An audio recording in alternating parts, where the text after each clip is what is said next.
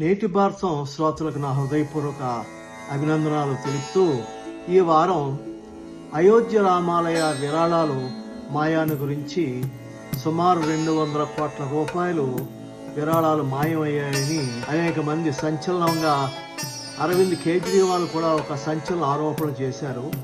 ఈ ఇంత డబ్బును మరి 200 కోట్లు ఎవరు దొంగిలించారు, అవి ఎక్కడికి పోయాయి అని మనం ఈరోజు తెలుసుకుందాం. భారతదేశంలోని కోట్లాది మంది భక్తుల విశ్వాసానికి అయోధ్య రామాలయం.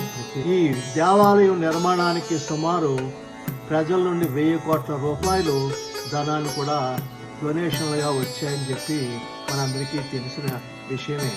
అయితే లక్షలాది మంది భక్తులు ఇవి ఆలయానికి ఇటుకల దగ్గర నుంచి మామూలు మట్టి ఇటుకల దగ్గర నుంచి వెండి ఇటుకల వరకు విరాళాలుగా ఇచ్చారు.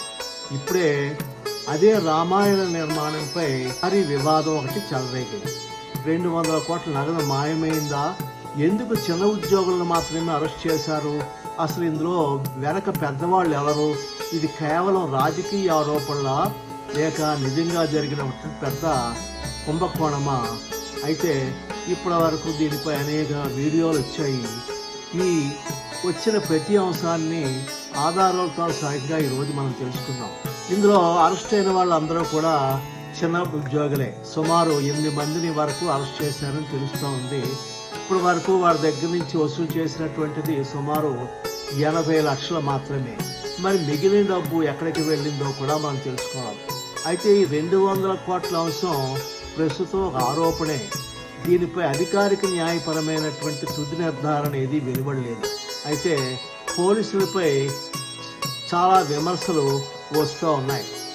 విపక్ష పార్టీలు ఈ కేసులో పారదర్శక దర్యాప్తు జరగాలని డిమాండ్ చేస్తున్నాయి. అయితే అయోధ్యలోని న్యాయవాదులు కూడా ఈ మధ్య ఈ నిందితుల తరఫున మేము వాదించము అని చెప్పి వారు ఒక నిర్ణయం చేయడం జరిగింది. అయితే సుప్రీంకోర్టు తీర్పు ప్రకారంగా ఈ నిర్ణయం కూడా చెల్లదని మనం తెలుసుకోవాలి. అయితే విరాళాల వెనుక ఒక 2 ప్రధానమైనటువంటి ఆరోపణలు ఉన్నాయి. 2021లో భూమి కొనుగోలు ల్యాండ్ డీల్ వివాదం ఒకటి ఉంది. తర్వాత 2026లో ఆలయ హుండీ విరాళాల దొంగతనం కేసు. ఇది ప్రస్తుతం విచారణలో ఉన్నటువంటి కేసు. ప్రాథమిక విచారణ ప్రకారం సుమారు 70 సందర్భాల్లో హుండీ డబ్బు లెక్కించే సమయంలో నగదు దాచినట్లు సీసీటీవీ ఆధారాలు లభించాయని మనకి తెలుస్తూ ఉంది. ఎఫ్ఐఆర్లో మొత్తం 8 మంది నిందితులు ఉన్నారు. వీరిలో 6 ఆలయ ఉద్యోగులు హుండీ డబ్బు లెక్కించే బాధ్యతలో ఉన్నారని పోలీసులు తెలిపారు. ఇందులో ప్రధాన నిందితుడు పోలీసు ఎఫ్ఐఆర్ ప్రకారం రామశంకర్ యాదవ్, టిన్ను యాదవ్ అని కూడా పిలుస్తారు. తర్వాత 2వ వారు అనుకల్ప్ మిశ్రా, ఇంకా హుండీ లెక్కింపులో మిగతా 4 కూడా అక్కడ పనిచేసినటువంటి ఇతర ఉద్యోగులు. అయితే ఎస్ఐటి ప్రాథమిక నివేదిక ప్రకారంగా సుమారు 7.9 కోట్ల వరకు దుర్వినియోగం జరిగినట్లు అనుమానం వ్యక్తమైంది. ఇది ఇంకా విచారణలో ఉన్న అంచనా మాత్రమే. కోర్టు ఇంకా తుది నిర్ధారణ అయితే లేదు. ఇప్పటి వరకు పోలీసులు సుమారు 80 లక్షలు 8 మిలియన్ రూపాయలు స్వాధీనం చేసుకున్నట్లు అధికారులు తెలిపారు. 8 మంది నిందితులను అరెస్ట్ చేయడం జరిగింది. ఇంకా పర్యవేక్షణ లోపాలపై కూడా దర్యాప్తు జరుగుతుంది. ట్రస్ట్ నాయకత్వంలో మార్పులు జరిగాయి. ప్రధాన కార్యదర్శి చంపత్ రాయ్ రాజీనామా చేయగా ఆయన ప్లేస్లో తాత్కాలిక కార్యదర్శిని నియమించారు. ఆలయ భద్రత, సీసీటీవీ, నగదు లెక్కింపు విధానాల్లో మార్పులు సూచించారు. అయితే 2021లో భూమి కొనుగోలు వివాదం అది ఒక వేరే అంశం. అయితే విమర్శకులు మరియు కొన్ని రాజకీయ నాయకులు ఏమంటారంటే కొన్ని భూములు తక్కువ ధరకు కొనుగోలు చేసి వెంటనే ట్రస్టుకు అధిక ధరకు విక్రయించారని ఆరోపించారు. అయితే ట్రస్ట్ మాత్రం ఈ ఆరోపణలు తిరస్కరించింది. మార్కెట్ విలువ, అభివృద్ధి అవకాశంగా మాత్రమే కొనుగోలు చేశామని, ఇందులో అవకతవకలు ఏమీ జరగలేదని అన్నారు. అయితే ఈ భూమి వ్యవహారం కూడా ప్రస్తుతం విచారణ పరిధిని విస్తరించినట్లు తెలిపారు. అయితే ఇప్పటివరకు కోర్టు ఎవరిని కూడా నిర్దోషులుగా, అయితే కొన్ని ప్రధాన మీడియా సంస్థల నివేదికల ప్రకారం రామశంకర్ యాదవ్ లేదా అలియాస్ టిన్ను యాదవ్ గతంలో శ్రీ చంపత్ రాయ్కి వ్యక్తిగత డ్రైవర్గా పనిచేసే వ్యక్తిని పేర్కొన్నారు. అయితే కొన్ని విషయాలు ఇక్కడ మనం గుర్తుంచుకోవాలి. చంపత్ రాయ్ డ్రైవర్ విషయం అని పలు వార్తా సంస్థలు నివేదించాయి. దీని అర్థం చంపత్ రాయ్ కూడా ఈ దొంగతనంలో పాల్గొన్నారని నిరూపితమైందని కాదు. ఇప్పటి వరకు దర్యాప్తు సంస్థలు చంపత్ రాయ్పై క్రిమినల్ అభియోగాలు నమోదు చేయలేదు. అయితే ఆయన దొంగతనంలో నేరుగా పాల్గొన్నారని అధికారికంగా ప్రకటించలేదు. ఈ కేసు ఇంకా విచారణలో ఉంది. చంపత్ రాయ్ మాట్లాడుతూ ఎస్ఐటి తుది నివేదిక వచ్చిన తర్వాత ఆరోపణలకు ఒక్కొక్క అంశానికి సమాధానం ఇస్తానని ప్రకటించారు. అయితే చంపత్ రాయ్కు టిన్ను చేసిన నేరాల గురించి ముందే తెలుసు లేదా ఆయన కూడా కుట్రలో భాగస్వామి అనేటువంటి విషయం ఇప్పటి వరకు అధికారికంగా నిరూపించబడలేదు. దానిపై తుది దర్యాప్తు మరియు అవసరమైతే కోర్టు నిర్ణయం రావాల్సి ఉంది.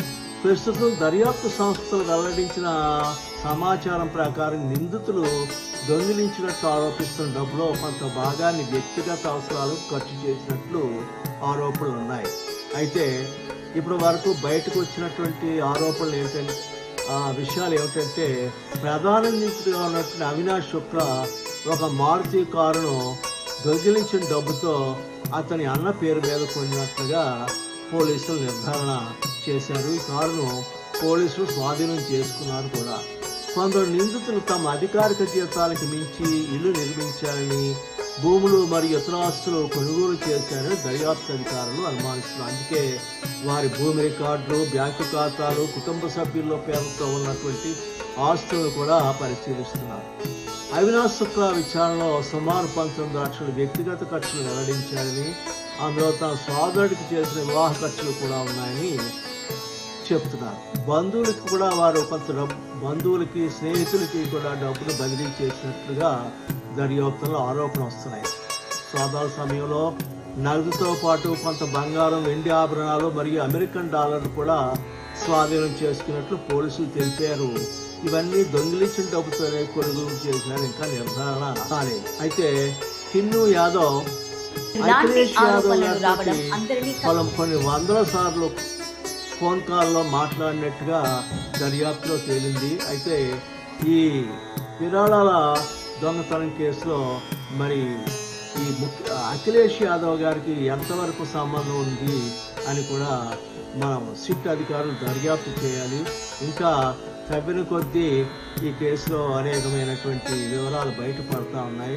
పూర్తి దర్యాప్తు చేస్తేనే కానీ ఈ విషయాలన్నీ బయటపడవు. ఇంకో విషయం ఏంటంటే రాబోయే ఎలక్షన్ దృష్టిలో కూడా ఇప్పటి వరకు జరిగినటువంటి దొంగతనాలు, ఈ విరాళాల దొంగతనం కేసు ఇప్పుడే ఎందుకు బయట పెట్టవలసి వచ్చింది అని చెప్పి కూడా కొంత ఈ ఎలక్షన్ బీజేపీకి పార్టీకి వ్యతిరేకంగా జరుగుతున్నటువంటి కుట్ర అని కూడా కొన్ని అనుమానాలు వ్యక్తమవుతున్నాయి. ఏ విషయాలు కూడా మరిన్ని అప్డేట్లు రాబోయేటువంటి నా వీడియోలో తెలియజేస్తానని ఆశిస్తూ, ఈ వీడియో మీకు నచ్చినట్లయితే సబ్స్క్రైబ్ చేయండి, షేర్ చేయండి, కామెంట్ చేయండి. జై హింద్.